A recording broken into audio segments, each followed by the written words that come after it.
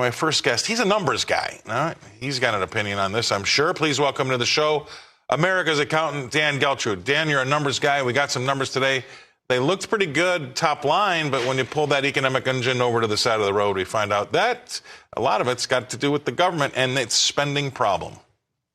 Yes, it does. So, right, when you look at this on the surface, Scott, and you say, hey, this is a robust economic performance, 5.2% growth in GDP, that's tremendous. We'll take that every time, except when you look at what's behind the number. And what's behind the number is significant government spending. Now, I equate that to nothing more than a sugar high, right? Because what the government is doing is it's injecting cash into the system to have more spending for infrastructure, spending for social programs. Not that there's anything wrong with that. Well, maybe there is a little wrong with that when you spend so much.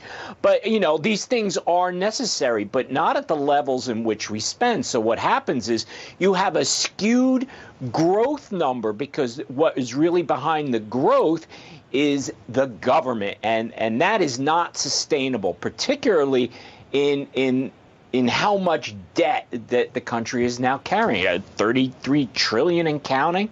It can't work, Scott. It's going to be 34 by the end of the year, 34 trillion. I mean, that's how fast this is going up. You're right. And we've got a problem. And it's come through in that GDP number here today. So my question to you is this. Do you think the market's looking past it saying we know that it's not going to be like this for the fourth quarter because, number one, that government spending is unsustainable. But number two, all you got to do is, I don't want to kind of get into what I'm going to talk about in the next segment a little bit, but it doesn't seem that we've changed our minds of whether or not we're going to get any more hikes versus cuts, right? The market's still looking for cuts at that March meeting, and this number really didn't change their minds. Well, it shouldn't change their mind. But you know what, Scott? The market amazes me in terms of there's a lot of smart people in the market, right? But yet they get caught up in the emotion and perhaps what they want to believe as opposed to what's the reality. Because if you really look at what's happening, a lot of this growth is smoke and mirrors. Investors should know better. Again, this is a sugar high. Why do we get caught up in that? Look, you could sit back and say, we think that the Fed is going to cut. Why? Why should they do that?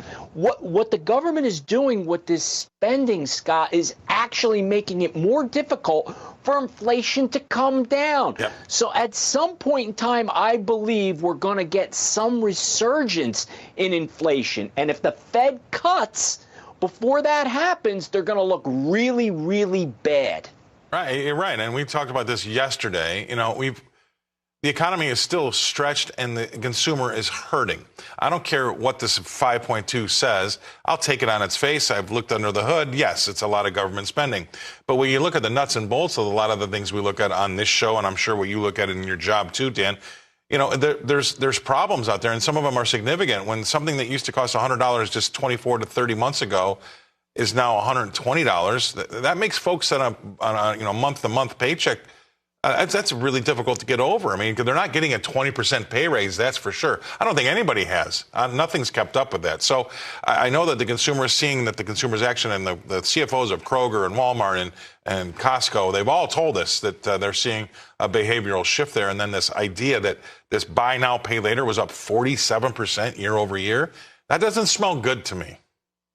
No, it doesn't. Look, I think there's two things that are happening here. First, people actually have inflation fatigue, right? Because inflation is coming down, but that's looking at it in a silo. We have to look at the cumulative growth of inflation since the pandemic. What's happened over the last 2 to 3 years? That's what you really have to measure inflation by, not year over year. That's the first point.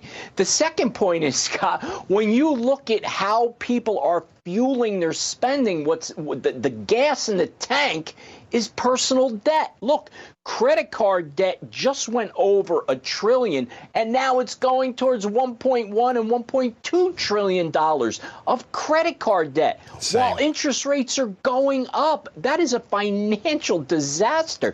But yet everybody seems to be whistling past the graveyard and just not paying attention to it. Right. As Ashley said, we're not whistling past the graveyard anymore. We're dancing on it. So So that's exactly how we feel. All right. Great stuff as usual. Thank you very much, Dan Geltrude. Always great content. See you next week.